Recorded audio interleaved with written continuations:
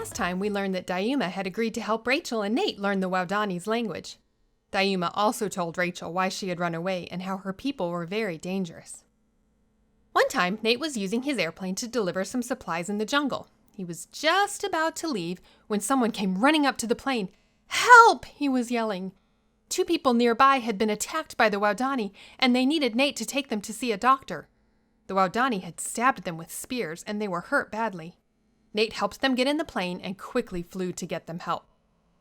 The people who had been hurt were very angry at the Waodani and wanted to get back at them. "We'll pay you to fly back into the jungle and shoot one of the Waodani with a gun," they told Nate. But Nate didn't want to hurt the Waodani.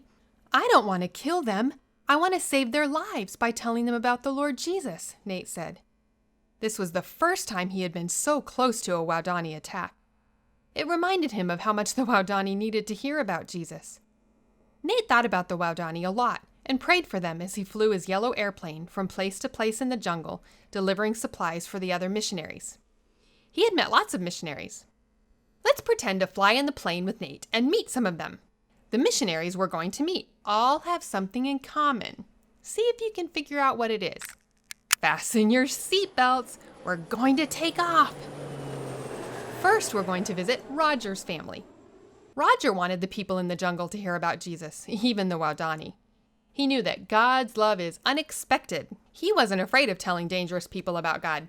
People we might think wouldn't care to know about God. Here's an example. He had gone into the jungle to meet a dangerous chief from a different tribe. Well, at first the chief wanted to kill Roger, but then the chief got very sick.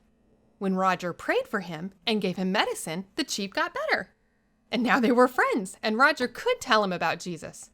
Wow, God's love is unexpected. This is one of the ways that missionaries used the medicine that Nate would bring them in his airplane. Buckle up, we're going to take off again. We're going to take food and other supplies to Jim and Betty Elliott. Missionaries in the jungle couldn't just go to the store and buy what they needed. There were no stores. So Nate brought the things they needed in his airplane. Nate liked taking food to Jim and Betty Elliott, and he would sometimes stay to eat lunch and talk with them. Nate and Jim especially liked to talk about the Waodani. Jim had heard about the Waodani even before he came to the jungle. He'd been praying for years that God would let him tell the Waodani about Jesus. Wow.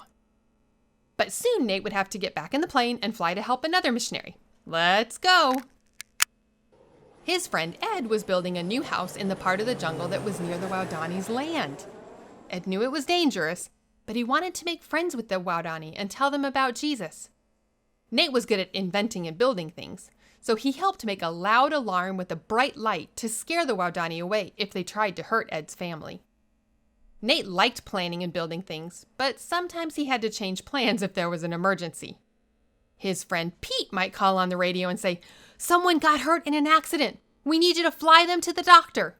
And Nate would have to hurry to use his plane like an ambulance. Let's go. If someone was very sick or hurt badly, Nate's plane was the only way to take people to the doctor before it was too late.